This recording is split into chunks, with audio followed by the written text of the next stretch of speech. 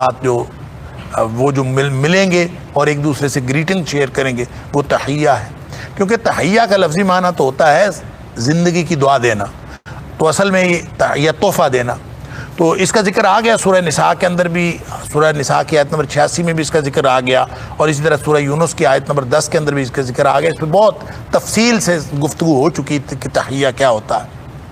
تو یہاں پہ یہ وہی بات کہ تحیہ دو طرح سے جہنم سے بچ گئے، جنت میں چلے گئے جنتی، تو جنت میں جا کے یا تو جو جنت کے درمیان ہیں وہ ان کا استقبال کریں گے اور ان کا خیر مقدم کریں گے اور ان کو سلامتی کی دعا دیں گے. ایک اس کا معنی یہ بھی ہو سکتا ہے، اور دوسرا اس کا معنی یہ ہو سکتا ہے کہ یہ جنتیوں کی آپس کی گفتگو ہے. جنتی جب آپس میں ملیں گے تو ایک دوسرے کو سلام کہیں گے. دونوں باتیں قرآن سے ثابت ہیں. ایک تو بات ثابت ہوئی سورہ یونس کی آیت نمبر 10 سے کہ دعواہم فیہا سبحانک اللہم، ان کی دعوت یہ ہوگی، جہاں جو بھی پکارنا ہے ان کا یہ ہوگا، جب بھی پکاریں گے ایک دوسرے کو پکاریں گے یا اللہ کو پکاریں گے تو سبحانک اللہم کہیں گے، اللہ تو پاک ہے ہر قسم کے عیب اور نقص. وتحیتہم فیہا سلام، اور ایک دوسرے کے ساتھ وہ جو گریٹنگز شیئر کریں گے، ایک دوسرے کے ساتھ ملاقات کے وقت جو ایک دوسرے کو دعا دیں گے وہ سلامتی کی دعا ہوگی. تو گویا یہ آپس میں ایک دوسرے کے لیے سلامتی کی دعا بھی ہو سکتی ہے، اور وہ خیر مقدم بھی ہو سکتا ہے جو جنتیوں کا جنت میں داخلے کے وقت ہوگا. اس کا ذکر اللہ تعالیٰ نے سورہ زمر کی آیت نمبر 73 میں بھی فرمایا ہے، اور اسی طرح سورہ رعد کی آیت نمبر 23-24 میں بھی فرمایا ہے کہ جیسے سورہ زمر کے اندر فرمایا وَقَالَ لَهُمْ خَزَنَتُهَا سَلَامٌ عَلَيْكُمْ طِبْتُمْ فَادْخُلُوهَا خَالِدِينَ، کہ جنتی جب جنت میں پہنچیں گے، اللہ اکبر، وَسِيقَ الَّذِينَ آمَنُوا إِلَى الْجَنَّةِ زُمَرًا، جنت کی طرف ایک گروہ در گروہ جنت کے اندر پہنچیں گے. لیکن جب جنت کے دروازے پہ آئیں گے وَفُتِحَتْ أَبْوَابُهَا، سبحان اللہ، وہاں پہنچیں گے تو اس کے دروازے کھلے ہوئے ہوں گے. یعنی ان کو اتنی دیر بھی انتظار نہیں کرنا پڑے گا جتنا دروازہ کھلنے کا انتظار کرنا پڑتا ہے. جنتی پہنچیں گے وَفُتِحَتْ أَبْوَابُهَا، اس حال میں پہنچیں گے کہ دروازے پہلے سے کھلے ہوں گے. وہاں جو ہے جب یہ پہنچیں گے فَقَالَ لَهُمْ خَزَنَتُهَا سَلَامٌ عَلَيْكُمْ، تو جنت کے جو دربان ہوں گے وہ ان کا استقبال کریں گے، ان کا خیر مقدم کریں گے اور کہیں گے سلام علیکم، تمہارے اوپر سلامتی ہو، طب تم بڑے اچھے رہے، تم بڑا اچھا ہوا معاملہ تمہارے ساتھ، فادخلوها خالدین، اب اس میں داخل ہو جاؤ اور ہمیشہ اس کے اندر رہو. اللہ اکبر. تو اس سے مراد تحیتہم فیہا سلام، کہ اللہ کے حکم سے وہ داخل ہوں گے فیہا خالدین فیہا باذن ربہم، جنتوں میں وہ داخل کرے گا اور ان کا جو استقبال کیا جائے گا وہ سلامتی کے ساتھ کیا جائے گا. اسی طرح سورہ رعد کے اندر فرمایا والملائکۃ یدخلون علیہم من کل باب، کہ ہر دروازے پہ فرشتے آئیں گے ان کے پاس. اب یہ یدخلون علیہم من کل باب سے یوں لگتا ہے کہ جنتی جنت میں چلے جائیں گے تو ہر طرف سے فرشتے آیا کریں گے، فرشتے آ کے سلامتی پیش کیا کریں گے اور آ کے کہیں گے سلام علیکم بما صبرتم فنعم عقبی الدار، تم نے جو صبر کیا اس کی وجہ سے تمہارے اوپر بڑی سلامتی ہو اور کتنا جو ہے وہ اچھا ہے آخرت کا گھر تمہارے لیے. تو یہ دونوں طرف سے یعنی خیر مقدمی گفتگو ہو جنت کے دربانوں کی طرف سے یا پھر جنت میں رہتے ہوئے فرشتوں کی طرف سے جو سلامتی کی دعائیں اور ہر طرف سے خیر مقدمی جو سلام ہے وہ اس سے مراد ہو سکتے ہیں. اور دوسرا جو ان سلامیوں کے علاوہ جو جنتیوں کا اہل ایمان کا آپس میں جو تحیہ ہوگا، جو آپس میں گفتگو یا آپس میں جو گریٹنگز شیئر کرنا ہوگا وہ بھی سلامتی ہوگی.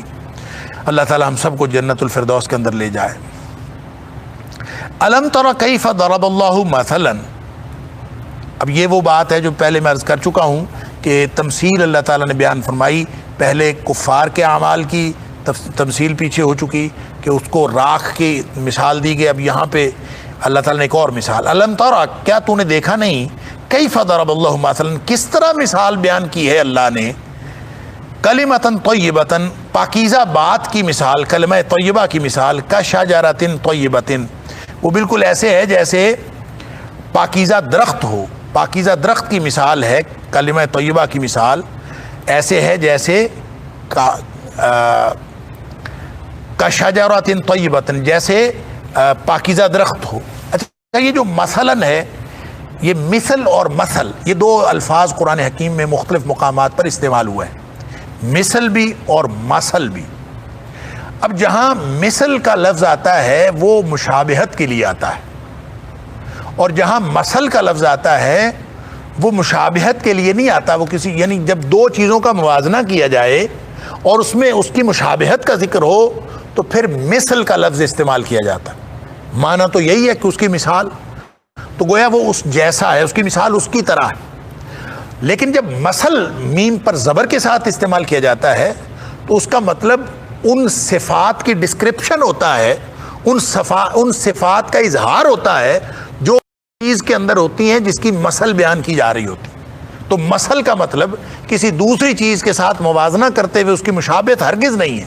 بلکہ مثل کا مطلب ہے اس کی صفات، اس کی صفت، اس کی مثال، اس کا اظہار ہو رہا ہے، اس کی صفات کا اظہار ہو رہا ہے، جس کو انگریزی میں کہتے ہیں ڈسکرپشن کرنا، اس کو ڈسکرائب کرنا۔ تو گویا مثلاً اس کی ڈسکرپشن کیا ہے، لفظی طور پر تو ہم مثلاً کا ترجمہ مثال ہی کریں گے، تو مثل ہو تو بھی ترجمہ مثال ہوتا ہے، مثل ہو تو بھی ترجمہ مثال ہوتا ہے، لیکن یہ فرق ذہن میں رکھیے کہ یہ مثل کا مطلب اس کی ڈسکرپشن ہے، وہ ایسے ہے جیسے کشجرۃ طیبۃ، اس کے صفات مثال کی صفات عینیت ایسے ہیں، یا اس کی جو نوعیت کی صفات ہیں وہ ایسی ہیں، کیسی ہیں؟ کشجرۃ طیبۃ، جیسے شجر طیبہ ہو۔ اب لفظی طور پر تو آپ ترجمہ یہی کریں گے کہ اس کی مثال ایسی ہے جیسے پاکیزہ درخت ہو۔ اصلھا ثابت، اس کی جو جڑ ہے یا جڑیں ہیں وہ مضبوط ہوں۔ وفرعھا فی السماء، اور اس کی جو شاخیں ہیں وہ آسمان تک پھیلی ہوئی ہوں۔ سبحان اللہ۔ تؤتی اکلھا کل حین باذن ربھا، اور وہ پھل دے رہا ہو، تؤتی اکلھا، وہ پھل دے رہا ہو، کل حین، ہر وقت، باذن ربھا، اپنے رب کے حکم سے۔ وَيَضْرِبُ اللَّهُ الْأَمْثَالَ، اللہ تعالیٰ اس طرح کی مثالیں بیان فرماتا ہے، للناس، لوگوں کے لیے، لعلہم یتذکرون، تاکہ وہ نصیحت پکڑیں۔ اب یہاں وہ وجہ بھی بتا دی، حکمت بھی بتا دی کہ اللہ تعالیٰ مثالیں کیوں بیان فرماتا ہے، تمثیلی انداز میں کیوں، کبھی راکھ کی مثال دے دی، کبھی سراب کی مثال دے دی، کبھی ہباء منصورہ، گرد و غبار کی مثال دے دی، یہاں پاکیزہ درخت کی مثال دے دی کلمہ طیبہ کے ساتھ، اور آگے مثال شجرہ خبیثہ، ناپاک درخت کی بھی مثال ہے۔ تو یہ ساری مثالیں اللہ تعالیٰ کیوں دیتا ہے؟ فرمایا وَيَضْرِبُ اللَّهُ الْأَمْثَالَ لِلنَّاسِ، اللہ تعالیٰ لوگوں کے لیے یہ مثالیں بیان کرتا ہے، لعلہم یتذکرون، تاکہ وہ نصیحت پکڑیں۔ یہ نصیحت کے لیے مثالیں ہیں، یعنی گویا نصیحت کے لیے، سمجھانے کے لیے ادھر ادھر کی مثالیں دی جا سکتی ہیں، مختلف وہ مثالیں جو انسان کی عام فہم باتیں ہوں وہ مثالیں دی جا سکتی ہیں جو نصیحت کے لیے ضروری ہوں۔ مثال اللہ تعالیٰ نے دی ہے کہ الم تری کیف ضرب اللہ مثلا، کیا تو نے دیکھا نہیں اللہ نے کس طرح مثال بیان کی ہے، کلمۃ طیبۃ، یہاں کلمہ طیبہ سے کیا مراد ہے اور شجر طیبہ سے کیا مراد ہے، پاکیزہ درخت کیا ہے اور کلمہ طیبہ کیا ہے۔ کلمہ طیبہ کے بارے میں تو ابن عباس رضی اللہ تعالیٰ عنہ جو حبر الامہ ہیں، ان کا قول جو امام قرطبی علیہ الرحمہ نے بھی نقل کیا ہے، امام ابن کثیر نے بھی، اور دیگر جو مفسرین ہیں، وہ کہتے ہیں کلمہ طیبہ سے مراد لا الہ الا اللہ ہے، اور شجرہ طیبہ سے مراد مومن ہے، یعنی شجرہ طیبہ سے مراد مومن، ایک شخصیت کو وہ کہہ رہے ہیں کہ مومن ہے۔ اور یہ اس لیے کہہ رہے ہیں کہ یہ دراصل نبی اکرم صلی اللہ علیہ وسلم کی ایک حدیث ہے جو بخاری شریف کے اندر بھی بہت تکرار کے ساتھ آئی ہے، کئی دفعہ بیان ہوئی ہے اور دیگر کتابوں کے اندر بھی موجود ہے، جس میں نبی اکرم صلی اللہ علیہ وسلم نے ایک درخت کی مثال دی اور آپ نے فرمایا وہ درخت جو ہے وہ مومن کی طرح ہے، انہا مثل المسلم، ایک درخت ہے اور وہ مسلمان کی طرح، ایک مومن کی طرح ہے۔ اور فحدثونی، آپ نے فرمایا مجھے بتاؤ کہ وہ کیا ہے، یعنی حدیث کے الفاظ اس طرح سے، یہ بخاری شریف میں 10 یا 12 جگہ پہ یہ حدیث بیان ہوئی ہے کہ ابن عمر رضی اللہ تعالیٰ عنہ جو حضرت عمر فاروق رضی اللہ تعالیٰ عنہ کے بڑے بیٹے عبداللہ بن عمر جو فقیہ صحابہ میں سے ہیں، وہ ابھی عمر میں چھوٹے تھے، اس وقت وہ نبی کریم صلی اللہ علیہ وسلم کی محفل میں بیٹھے تھے، بڑے بڑے اشیاخ صحابہ کرام کی موجودگی میں، نبی اکرم صلی اللہ علیہ وسلم کی خدمت میں جو کھجور کا گودا پیش کیا گیا تو نبی اکرم صلی اللہ علیہ وسلم نے وہ کھجور کا گودا آپ نے تناول فرمانا شروع کیا، تو ساتھ ہی آپ نے ایک سوال پوچھا. آپ نے پوچھا یہ بتاؤ کہ ان من الشجر شجرۃ، درختوں میں سے ایک ایسا درخت ہے لا یسقط ورقها، اس کے پتے نہیں گرتے، وانها مثل المسلم، اور یہ درخت جو ہے یہ مسلمان درخت کی طرح ہے، مسلمان کی طرح ہے. فحدثونی ما ہی، مجھے بتاؤ کہ یہ کون سا درخت ہے. حضرت ابن عمر رضی اللہ تعالیٰ فرماتے ہیں فواقع الناس فی شجر البوادی، کہ لوگ جو تھے وہ جنگل کے مختلف درختوں کی طرف ان کا دھیان گیا، وہ اس طرح کی باتیں کرنے لگے، پھر ان کو سمجھ نہیں آئی کیا ہے. اس موقع پر حضرت عبداللہ بن عمر رضی اللہ تعالیٰ فرماتے ہیں میرے دل میں خیال آیا، واقع فی نفسی انہا النخلہ، میرے دل میں خیال آیا کہ ایسا درخت تو کھجور کا درخت ہے، لیکن وہ کہتے ہیں کہ لیکن میں شرما گیا، استحییت، مجھے شرم آئی کہ میں چھوٹا ہوں اور بڑے بڑے صحابہ کرام موجود ہیں تو میں نہ بات کروں. بعد میں صحابہ نے پوچھا نبی اکرم صلی اللہ علیہ وسلم سے اس سے کیا مراد ہے، آپ نے فرمایا وہ کھجور کا درخت ہے، اور یہ اس کو آپ نے انہا مثل المسلم کہا کہ وہ مسلمان کی طرح ہے. اور اس کی تشریح بعض احادیث میں آتی ہے کہ اس کے جس طرح کھجور کے پتے نہیں گرتے، امام قرطبی نے اس حدیث سے بھی استدلال کرتے ہوئے بات کہی ہے کہ جس طرح اس کے پتے نہیں گرتے اسی طرح مومن کی دعا رد نہیں ہوتی، اس لیے اللہ تعالیٰ نے اس کی مثال دی ہے. اس کی اور بھی بہت ساری وجوہات مفسرین و محدثین نے بیان کی ہیں کہ اللہ تعالیٰ نے مسلمان اور مومن کی مثال، اللہ کے رسول صلی اللہ علیہ وسلم نے مومن کی طرح کھجور کے درخت کو کیوں قرار دیا.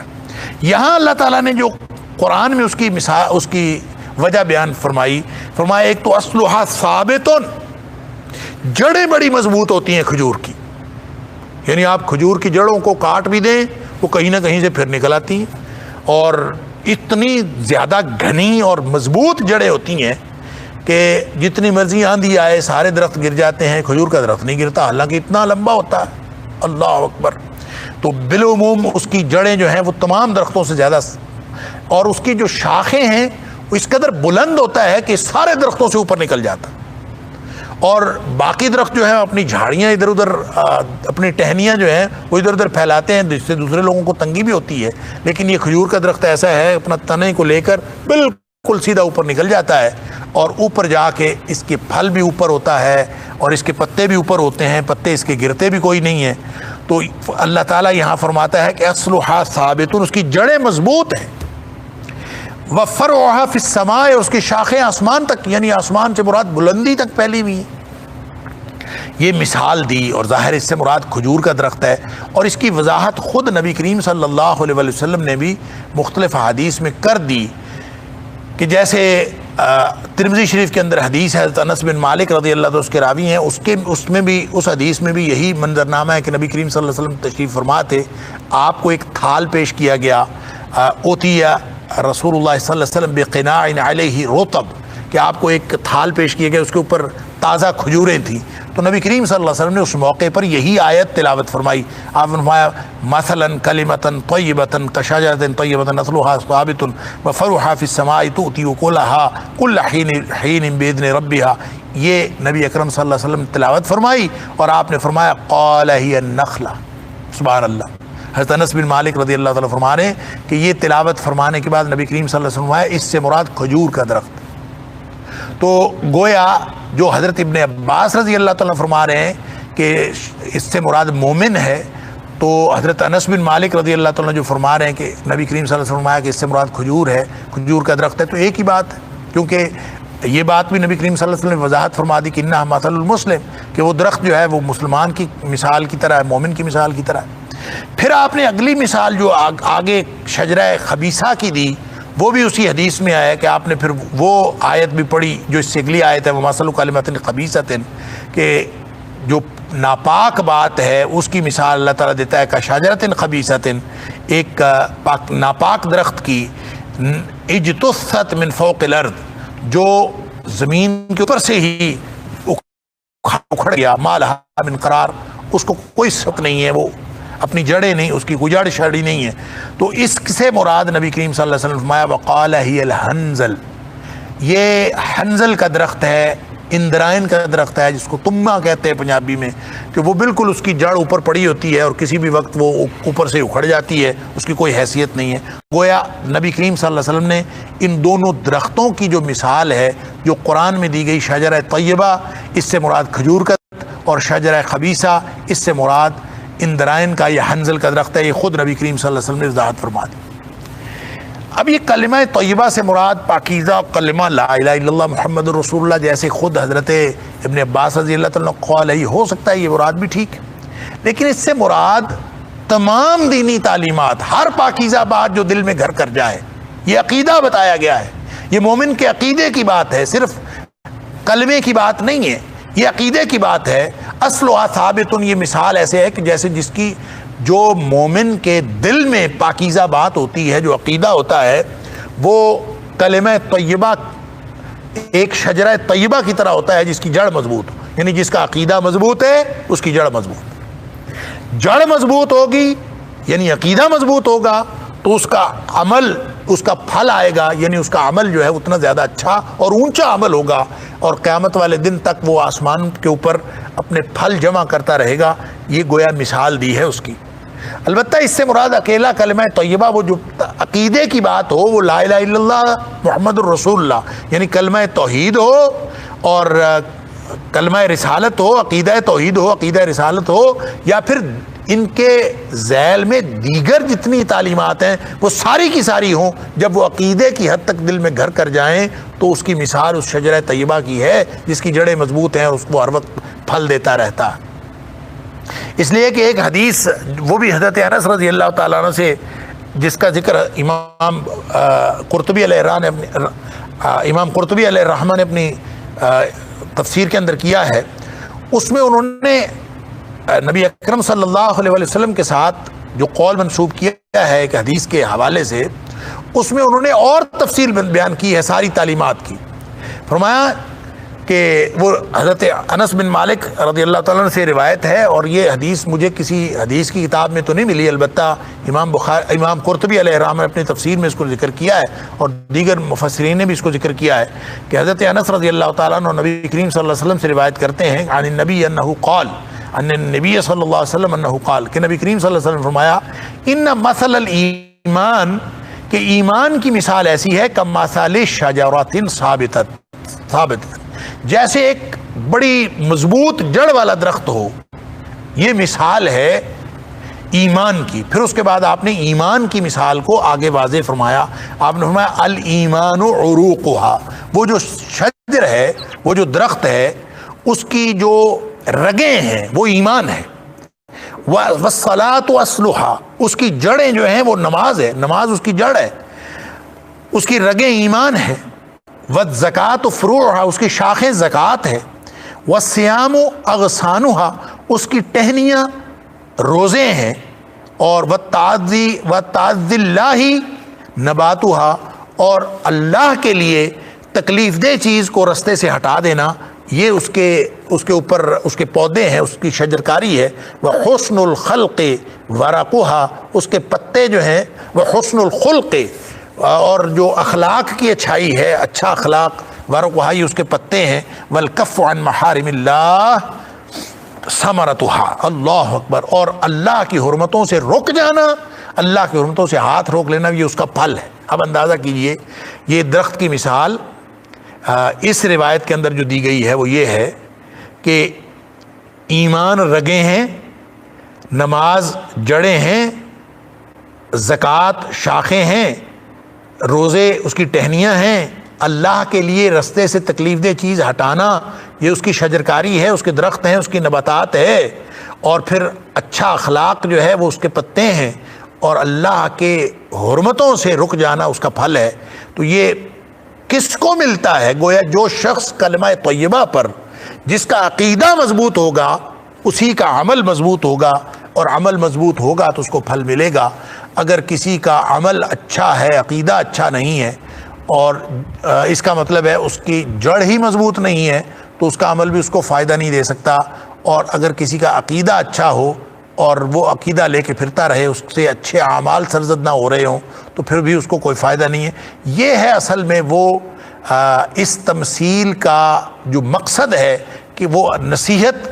دینا ہے، جیسے اللہ تعالیٰ فرماتا ہے لعلہم یتذکرون، تاکہ وہ نصیحت حاصل کریں، اللہ تعالیٰ لوگوں کے لیے اس لیے مثالیں بیان کرتا ہے۔ تو یہ مثال عقیدے کی بھی ہے اور عمل کی بھی ہے۔ یوں کہہ لیجئے کہ دل میں جس چیز، وہ جو چیز دل میں گھر کر جاتی ہے اسی کو تو عقیدہ کہتے ہیں۔ عقیدہ کا مطلب ہے، عقیدہ عقد سے ہے، عقد کا مطلب ہوتا ہے گرا لگانا، وہ مضبوط بات، وہ پختہ بات جو دل میں گھر کر جائے وہ عقیدہ ہوتی۔ لہٰذا آپ دیکھ لیجئے پورے اعمال جو ترتیب پاتے ہیں وہ اس عقیدے کی وجہ سے ترتیب پاتے ہیں، جو انسان کے دل و دماغ کے اندر چیز پھیلی ہوئی ہوتی ہے، جو دل میں گھر کی ہوئی ہوتی بات، اسی کے مطابق انسان کے اعمال ہوتے ہیں۔ اب جس شخص کو یہ یقین ہو اور اس کا عقیدہ ہو، مثال کے طور پر ایسی ایک مثال ہم بھی دے سکتے ہیں سمجھنے کے لیے، تفہیم کے لیے، عام فہم۔ اب جس شخص کا عقیدہ یہ ہو کہ پیسہ بڑی چیز ہے اور پیسہ ہر مسئلے کا حل ہے، مثال کے طور پر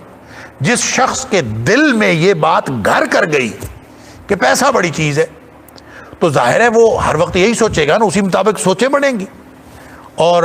وہ سوچتا رہے گا، ہر وقت یہی سوچتا رہے گا کہ پیسہ کہاں سے آنا چاہیے، پیسہ کیسے کمانا چاہیے، پیسہ آنا چاہیے تاکہ وہ میرے مسائل حل ہو جائیں، کیونکہ اس کے دل میں یہ بات ہے کہ پیسہ ہی سارے مسائل کا حل۔ لہٰذا وہ سوچیں تو آتی ہی رہیں گی، پھر عملاً بھی وہ جس جگہ بیٹھے گا وہ ہر چیز کو اسی تناظر سے دیکھے گا، ہر موقع کو۔ اگر وہ گاڑی میں بیٹھا ہے تو اگر وہ سفر کر رہا ہے، اگر وہ کسی مارکیٹ میں جا رہا ہے، اگر وہ کسی ادارے میں جا رہا ہے، وہ اسی تناظر سے دیکھے گا کہ اس ادارے میں پیسے کیسے کمائے جا رہے ہیں، اس دکان پر کیسے پیسے کمائے جا رہے ہیں۔ بس میں سفر کرے گا تو وہ دیکھے گا کنڈکٹر پیسے لے رہا ہے، یہ کیسے پیسے کما رہا ہے۔ تو پوری زندگی کی سوچیں اس کی وہ اسی کے مطابق ہو جائیں گی، کیونکہ دل میں بات گھر کی ہوئی ہے کہ اس نے پیسہ بڑی چیز ہے اور پیسہ سارے مسائل کا حل ہے، تو ہر وقت وہ یہی سوچے گا پیسہ کیسے کمایا جاتا ہے۔ لہٰذا پھر وہ جب عمل کرے گا تو عمل بھی اسی طرح سے ہوتا ہے۔ یہ وہ سسٹم ہے جو دل سے شروع ہوتا ہے اور عمل تک جا کے ختم ہو جاتا ہے۔ یہ وہی بات ہے جو نبی اکرم صلی اللہ علیہ وسلم نے فرمائی تھی کہ الا ان فی الجسد مضغہ، کہ خبردار ہو کے سنو کہ جسم کے اندر ایک لوتھڑا ہے، وہ لوتھڑا اگر صحیح ہو جائے نا تو سارا جسم ٹھیک ہو جاتا ہے، اور اگر وہ لوتھڑا خراب ہو جائے تو سارا جسم خراب ہو جاتا ہے۔ الا وہی القلب، اور آپ نے فرمایا خبردار ہو کے سنو، وہ لوتھڑا کیا ہے؟ وہ دل ہے۔ دل ٹھیک ہو گیا تو سارا، تو دل ہی کے اندر سوچیں ہوتی ہیں، دل کے اندر ہی سارا عقیدہ ہوتا ہے، اور دل کے اندر ہی تقویٰ ہوتا ہے۔ اللہ کا خوف ہے تو سارے معاملات اور طرح کے ہوں گے، غیر اللہ کا خوف ہے تو معاملات اور طرح کے ہوں گے۔ تو یہ دو مثالیں دے دیں، جس کے دل میں اچھی بات ہے، شجرہ طیبہ ہے، مضبوط جڑ کے ساتھ، ہر وقت اس کا عمل اس کو فائدہ پہنچا رہا ہے، اور جیسے فرمایا پھر اس کی مثال ایسے ہے شجرہ طیبہ کی طرح، جس کا پاکیزہ درخت ہر وقت پھل دیتا رہتا ہے۔ اور یہ جو کھجور کے درخت کی مثال ہے، سبحان اللہ، اسی مثال کو دیکھ لیجئے، مفسرین کرام نے اور محدثین نے اس پر بڑی تفصیل سے گفتگو کی ہے کہ یہ بات اللہ نے کیوں ارشاد فرمائی تؤتی اکلہا کل حین باذن ربہا، کہ ہر وقت وہ اپنے رب کے حکم سے پھل دے رہا ہے۔ حالانکہ کھجور کا درخت ہر وقت تو پھل نہیں دیتا، وہ تو سال بعد پھل دیتا ہے۔ لہذا بعض مفسرین کا خیال یہ تو ہے، یہ ہے کہ حین سے مراد ایک خاص وقت مقررہ ہے، کل حین سے مراد ہر سال ہے، کہ جب وہ ہر سال پھل دیتا ہے تو ہر سال پھل دے رہا ہے۔ لیکن ایک دوسرا جو معنی جو امام قرطبی نے بھی ایک قول امام ربیع کا غالباً نقل کیا ہے کہ انہوں نے کہا کہ اس سے مراد صبح و شام ہے، کہ صبح و شام پھل دیتا۔ حالانکہ صبح و شام کھجور کا درخت پھل تو نہیں دیتا، لیکن وہ امام قرطبی اس کی وضاحت کرتے ہیں کہ اصل بات یہ ہے کہ کھجور ایک واحد پھل ہے، سبحان اللہ، کہ جس کو کھانے کا کوئی وقت نہیں ہے، وہ ہر وقت کھایا جا سکتا ہے۔ صبح بھی کھایا جا سکتا ہے، شام بھی کھایا جا سکتا ہے، رات کو بھی کھایا جا سکتا ہے، دن کو بھی کھایا جا سکتا ہے، اور ہر وقت وہ اس کی افادیت یکساں ہے، جس وقت بھی کھایا جائے۔ اس لیے فرمایا کل حین باذن ربہا، ہر وقت اس کے استفادہ اور اس کا افادہ ہر وقت جاری ہے۔ اسی طرح مومن کے جب دل میں ایمان ہوتا ہے تو اس کے اعمال اس قدر فائدہ مند ہوتے ہیں کہ وہ صبح و شام اور ہر وقت اس کو فائدہ دیتے رہتے ہیں، اور اس کے ایک کیا ہوا عمل وہ پھلتا پھولتا رہتا ہے اور وہ بڑھتا رہتا ہے۔ اگر اس نے کوئی خرچ کر دیا اللہ کے راستے میں تو وہ بڑھتا رہتا ہے، پھلتا پھولتا رہتا ہے۔ اگر اس نے کسی کو سیدھا رستہ دکھا دیا تو وہ اس کا فائدہ ہوتا رہتا ہے۔ جیسے نبی اکرم صلی اللہ علیہ وسلم من دل علی فعل فلہ اجر فاعلہ، جس نے بھی کسی بات کی طرف رہنمائی کی اس کو کرنے والے کا اجر بھی اس کو ملتا رہتا ہے۔ سبحان اللہ۔ تو جو شخص کوئی صحیح بات درست عقیدے کے ساتھ جو بات کرتا ہے اس کو اس کا فائدہ ہوتا ہی رہتا ہے، حتیٰ کہ نبی اکرم صلی اللہ علیہ وسلم نے فرمایا کہ جب انسان مرتا ہے، اذا مات الانسان انقطع عملہ، تو اس وقت اس کے سارے عمل ختم ہو جاتے ہیں، الا باحدى ثلاث، 3 کام پھر بھی جاری رہتے ہیں۔ سبحان اللہ۔ یعنی مضبوط عقیدے کے ساتھ، درست عقیدے کے ساتھ کیا ہوا عمل وہ صرف موت تک کی فائدہ نہیں دیتا، موت کے بعد بھی فائدہ دیتا رہتا ہے۔ 3 باتیں نبی اکرم صلی اللہ علیہ وسلم فرمائیں، سارے اعمال منقطع ہو جاتے ہیں، 3 کام پھر بھی ان کا ثواب پھر بھی جاری رہتا ہے۔ سبحان اللہ۔ ایک کام یہ کہ اس نے کوئی علم پڑھایا تھا، علم نافع، علم نافع ينتفع به، جس سے فائدہ اٹھایا جا رہا ہو، اس نے علم نافع دیا تھا، کوئی علم کی بات لوگوں کو بتا دی تھی، اللہ کے قرآن کی بات بتا دی تھی، حدیث کی بات، لوگ اس سے فائدہ اٹھا رہے ہیں، یہ شخص فوت ہو گیا ہے، اب اللہ تعالیٰ اس کی وجہ سے اس کو فائدہ دیتا رہتا ہے اور وہ ہمیشہ اس کا فائدہ چلتا رہتا ہے۔ سبحان اللہ۔ تؤتی اکلها کل حین باذن ربها، اب گویا اس کا پھل ہر وقت اس کو رب کے حکم سے مل رہا ہے۔ سبحان اللہ۔ ایک مضبوط عقیدے سے کیا ہوا کام۔ اسی طرح فرمایا صدق من صدقۃ جاریۃ، یا پھر صدقہ جاریہ ہے، کوئی اس نے ایسا کام کر دیا، صدقہ جاریہ اس کو کہتے ہیں جس کا فیض جاری ہو، ایسا صدقہ کرنا جس سے لوگ فائدہ اٹھاتے رہیں۔ مثلا کوئی درخت لگا دیا، اس کے نیچے لوگ چھاؤں میں بیٹھتے ہیں، اس کا پھل کھاتے ہیں، اس سے فائدہ حاصل کرتے ہیں، تو یہ بھی ایک صدقہ جاریہ ہے۔ کوئی مسجد بنا دی، لوگ اس میں نمازیں پڑھ رہے ہیں، کوئی مسافر خانہ بنا دیا، لوگ اس میں آرام کر رہے ہیں، کوئی پانی کا نلکا لگوا دیا، اس سے لوگ پانی پی رہے ہیں، کوئی بھی اس طرح کا کام کر دیا صدقہ جاریہ، اب یہ فوت ہو گیا، اس کا فائدہ اس کو ہو رہا ہے۔ سبحان اللہ۔ تؤتی اکلها کل حین باذن ربها، مرنے کے بعد بھی اس کا فائدہ جاری ہے۔ سبحان اللہ۔ اور ایک تیسری بات جو نبی کریم صلی اللہ علیہ وسلم فرمائی، او ولد صالح یدعو له، کہ یا پھر اس کی نیک اولاد جو اس کے لیے دعائیں کرتی ہے، اس کا فائدہ بھی اس کو ہمیشہ رہتا ہے۔ اب یہ جو نیک اولاد ہے، نیک اولاد کا دوہرا فائدہ ہے۔ ایک تو نیک اولاد وہ دعا کرتی ہے، جو بھی دعا کرتی ہے، جب اولاد نیک ہوگی تو اپنے والدین کے لیے دعا کرے گی، اور جب وہ دعا کرے گی تو والدین کو فائدہ پہنچتا رہتا ہے۔ سبحان اللہ۔ کہ نبی اکرم صلی اللہ علیہ وسلم نے فرمایا کہ جو جنتی والدین ہوتے ہیں ان کے حالات بہتر کر دیے جاتے ہیں، تو وہ فرشتوں سے پوچھتے ہیں کہ آج ہمارے یہ حالات بہتر کیوں ہوئے ہیں؟ تو ان کو بتایا جاتا ہے کہ تمہاری اولاد نے تمہارے لیے دعا کی ہے، اس وجہ سے تمہارے حالات بہتر ہوئے ہیں۔ سبحان اللہ۔ اللہ اس کا فائدہ جاری ہے۔ تؤتی اکلها کل حین باذن ربها۔ سبحان اللہ۔ اللہ تعالی ہمیں ایسے ہی اعمال کرنے اور ایسا ہی عقیدہ رکھنے کی توفیق عطا فرمائے کہ اس کا فیضان ہمارے مرنے کے بعد بھی جاری رہے اور ہمیں اس کا فائدہ پہنچتا رہے۔ اللہ اکبر۔ یا پھر نیک اولاد اگر دعا نہ بھی کرے، اگر اولاد نیک ہے تو والدین نے یقیناً تربیت کی ہے، تو والدین نیک، وہ اولاد نیک ہوئی ہے، تو والدین کی تربیت کے سبب جو اولاد نیک ہوئی تو اس اولاد کا ہر کام والدین کو فائدہ دیتا ہے، دعا کرے چاہے نہ کرے۔ وہ نمازیں پڑھ رہے ہوں گے، اگر والدین نے نمازیں ان کو بتائی ہیں، اگر والدین نے نمازوں پہ لگایا ہے، وہ نمازیں پڑھ رہے ہوں گے، ان کا فائدہ ان کو پہنچ رہا ہوگا۔ والدین نے ان کو قرآن پہ لگایا ہے، وہ قرآن پڑھ رہے ہوں گے، ان کا فائدہ ان کو پہنچ رہا ہوگا۔ والدین نے ان کو مخلوق خدا کی خدمت پہ لگایا ہے، وہ مخلوق خدا کی خدمت کر رہے ہوں گے، ان کو فائدہ پہنچ رہا ہوگا۔ علی ھذا القیاس، کوئی بھی نیکی کسی بھی طرح کی اولاد کر رہی ہوگی اس کا فائدہ پہنچ رہا ہوگا. تو لہٰذا اس ساری گفتگو کو اگر آپ سمیٹ لیں تو کلمہ طیبہ لا الہ الا اللہ پڑھنے کی بات ہو یا دل میں اللہ کی وحدانیت کی بات ہو، یہاں سے لے کر ہر وہ نیک عمل جو آخرت میں فائدے کے لیے کیا ہو، جو اللہ کو راضی کرنے کے لیے کیا ہو،